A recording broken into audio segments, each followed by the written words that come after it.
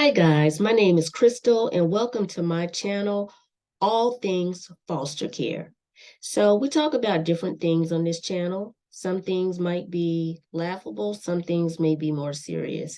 And today we're going to talk about something that's a little bit more on the serious side. This is only for informational purposes only and things based on my experience as a foster parent.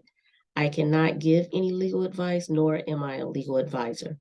So today the topic is sibling placement. There's a lot of controversy in the foster care world about sibling placement and separating siblings. However, there are times when siblings do need to be separated.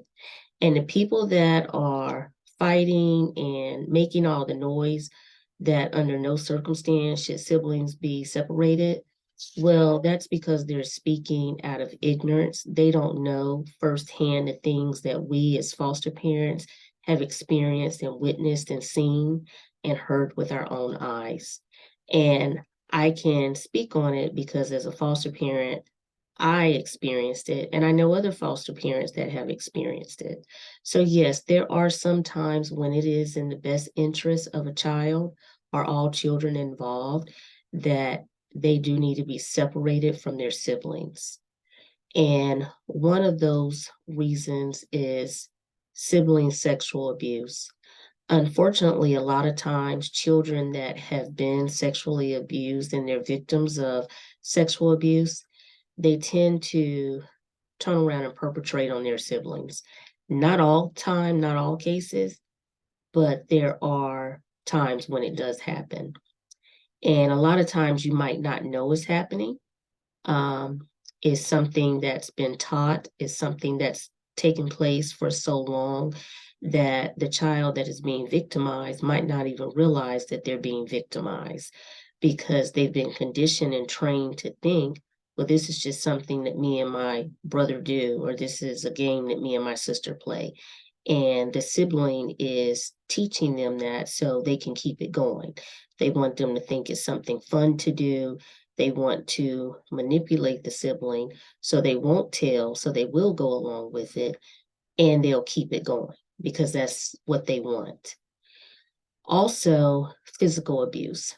There are circumstances where there are children that have mental health diagnoses that have not been diagnosed yet. It might be hereditary, it might be brain injuries from trauma that they suffered as an infant or when they were younger. And sometimes these mental health issues can come out as they go into adolescence or preteen, where they become very violent and volatile against their siblings. Sometimes it's learned behavior. You might get children that are from a home where there was a lot of domestic violence. So, as a learned behavior, they saw their parents or maybe mom and boyfriend fight or whoever. It could have been an uncle and an auntie, but they learned that, well, this is what they do, so this is what I'm supposed to do. And the easiest person for them to act out on, whether it be physical violence or sexual violence, is a sibling. So situations like this are very common among siblings in care because a lot of times, whatever environment they're coming from, children are like sponges. They tend to recreate that environment and it's their norm. And as far as inappropriate touching, you can't always expect children to come running and screaming and tell you, hey, my brother touched me here or my sister touched me there. And this is because they haven't been taught good touch, bad touch. A lot of times, these children are not taught boundaries until they come into your home. You're the one teaching and implicating boundaries for the first time in their life.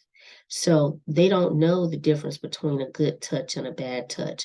They don't know what boundaries are. They don't know if someone is supposed to only touch them in a safe place and not an inappropriate place.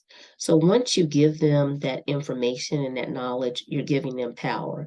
You're giving them the power to be able to speak up and speak out and let someone know, maybe you, maybe a teacher, but as long as they let someone know, this is what my sister does to me, this is what my brother does to me. Once you give them that power, you have to give them the space. Give them the space and the freedom to come to you and tell you what is taking place. Sometimes you may hear things that you don't want to hear. You may hear things that you've never heard before in your life. You may hear things that give you chills and make the hairs on your arm stand up. But the point is, they felt safe enough to come to you and tell you. So once they do tell you, this is what my sibling does to me, this is what my sister is doing to me when we go to bed at night, or this is what my brother does to me when he thinks no one else is around, or when we're in bed supposed to be sleeping at night. This is when you have to advocate for these children, and you have to speak up and speak out. And there are a lot of different safety measures and mechanisms that go in place to stop these types of behaviors.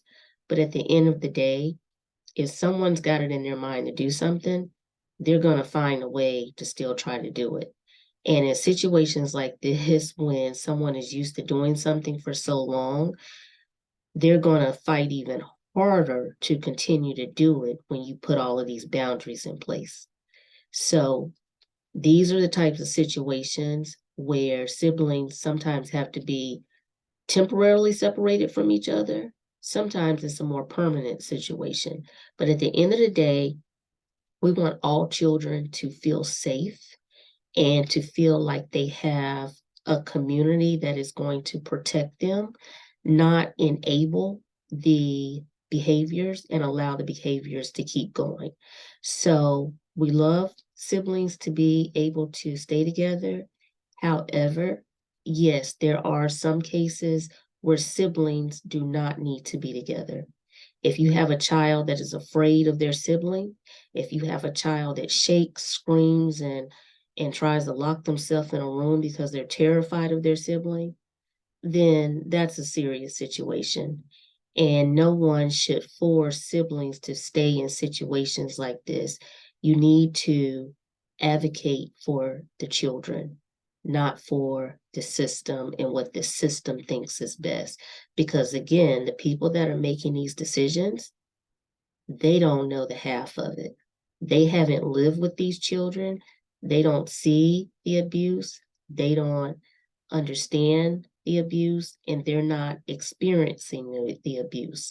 So again, I know it's a lot of people that, are very adamant that siblings should not be separated, but just make sure that when you're saying that, you have all the facts and speak for a case by case situation. It should not be across the board. It should be case by case situation.